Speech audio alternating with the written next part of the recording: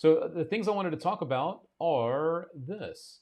Soft G said that the Danny DRT stuff, he loves it, but he doesn't think his performance style suits everybody. And I would say I have to agree with that, which is also a great reminder slash pro tip that growing up, I would see so many people doing coin magic and they would perform it with the same pattern that David Roth was using. Here I have a half a dollar, a 50-cent piece, and they would literally talk and act like him. And then Grant Hungover also says he's in a league of his own. A lot of people imitate, but they can't replicate. So back what I was just saying, a lot of people would try to imitate David Roth and his style. With a lot of magicians, the same thing happening, right? Because they would watch the VHS tapes, old, or DVDs, or now downloads and stuff like that. And I think the best tip is don't be afraid to be you. It's such a simple thing. And this is not any pro advice, but it's something that I think you should hear. Because even some of my friends that are professional performers find it hard sometimes to be themselves because they're scared. Because being you means that you're being vulnerable. Being you means that you're different from everyone else, which can be scary. But it's also what makes you unique and what makes you, I wouldn't say better than the other people, but it makes you different from the other people, which does make you better. Because then if they book you and they hire you, they're rebooking you for you, not just the tricks that you're doing. So it's a tough thing for some people to actually try to just be themselves when they're performing. And I challenge you to try to do that, not with everything you do, but maybe try to put together a trick that you've been working on, or maybe you've done for a while. And instead of doing it the way you've always done it, maybe find a way to share part of you with your audience when you're doing the trick. Again, it can feel scary, but that vulnerability, you sharing part of you, you can always fudge some of it. You can make a story about something, but that connection with your audience is invaluable. And that's when they get that genuine feeling from you, that they get to know you. And a lot of people, when they watch a magic show or a magician, they never get to know the magician. They get fooled, they get entertained, but they never get to know the person that's actually doing the stuff.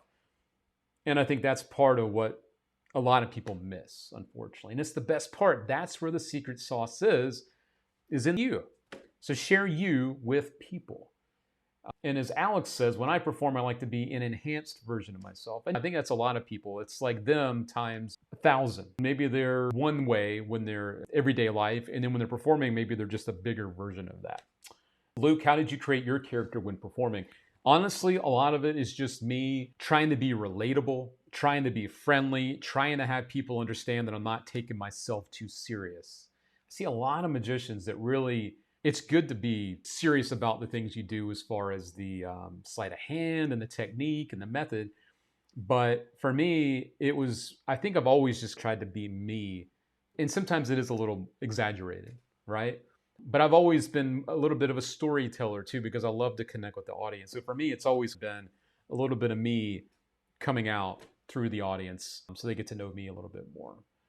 As David Furr says, people want that connection and relatability. Yes, they do. But again, a lot of people are afraid to share that side of them. So passionate about magic, can't hide that. True that, man. Always be yourself, which again is easier said than done, right?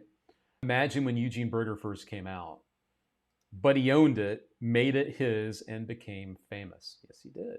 Being you is what wins. Never let the opinions of others stop you from being great. And that's another thing, is in the magic industry, a lot of people get caught up with the criticism and the thoughts from other people. And what if they don't like this? Or what if they don't think I'm very good? Or think about this, friends. Do magicians pay your bills? Do magicians make a living for you, other magicians? No.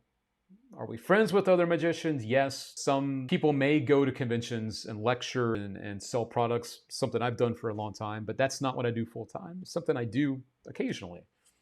So I definitely always remember that also with other magicians, they're not the ones paying your bills. Josh Stacy says, for me, I don't have to try too hard to be me. Learning how to not try is the hardest part. It is hard.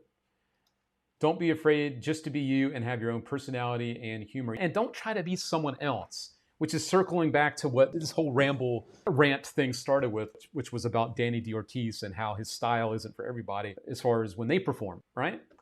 Ken Dum, confidence is huge when it comes to being yourself, but once you have done it, you'll never go back. No one can be but you. You see it every year on America's Got Talent, Britain's Got Talent, any of those shows or magicians on TV. It's the hook, right? It's the story about the person that gets people invested in them. And let's be honest, a lot of the acts on these Got Talent shows, it's because of a story. The guy that won last year, America's Got Talent, he was a janitor that was a singer, and people got hooked on him because of his real life and what he did, not because he could sing good. Did they appreciate the fact that he had a good voice? Yes. But honestly, I feel like the world, the people that watched the show wanted to lift him up because of his story. Interested people are the most interesting people. Also, it's nice to be important, but more important to be nice. Well said, Steve Timken. Man, I love that. I like how David Regal talks about this subject. David Regal, brilliant on this subject because he's a writer. Regal wrote for television. He wrote for I forget the name of the show. It was the Jim Belushi show. He wrote for Rugrats. He wrote for a lot of other TV shows. But Regal understands writing, which is also a big part of being a magician, is having things to share with people, a script with your magic, right? Which is also important. I want to make sure I'm not missing anything else here. Amplify what you already have.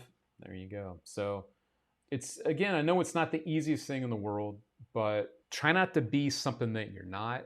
Just because you're inspired to be a magician. For me, David Copperfield inspired me to be a magician, which maybe is a little bit of why I have a little bit of storytelling in the magic I do, because he's known for that. But also, I never tried to be him. I never tried to dress like him. I never tried to have the music and the wind, the girls and the whole thing, right? But he inspired me to be a magician. As a kid growing up, I was so focused on copying Dynamo's and Antonio Diaz's mysterious style, but along the lines of performing, I figured out that style wasn't me.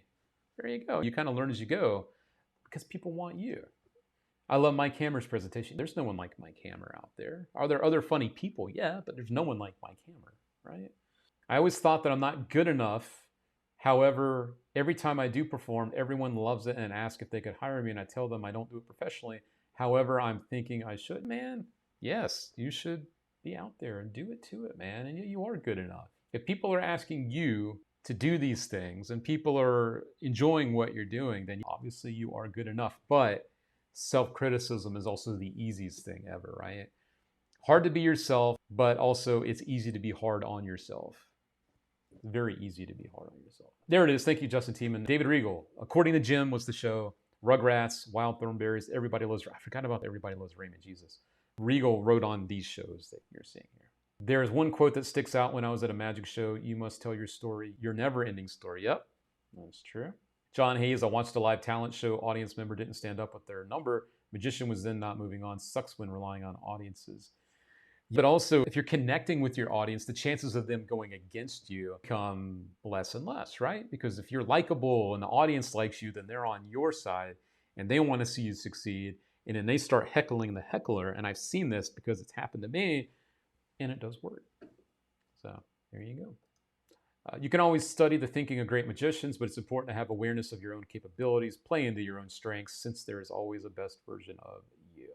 Truth, my day-to-day on being hard on myself. It happens, right? It happens to all of us, including in this household, including to me. What's that called? That's not self-sabotaging. It's, right? Imposter syndrome. Sometimes we just feel like we're not good enough. So that is the little bit of pro tip / advice segment tonight. Again, I know it's not anything that we've never thought about, but at the end of the day, how often do you think about it?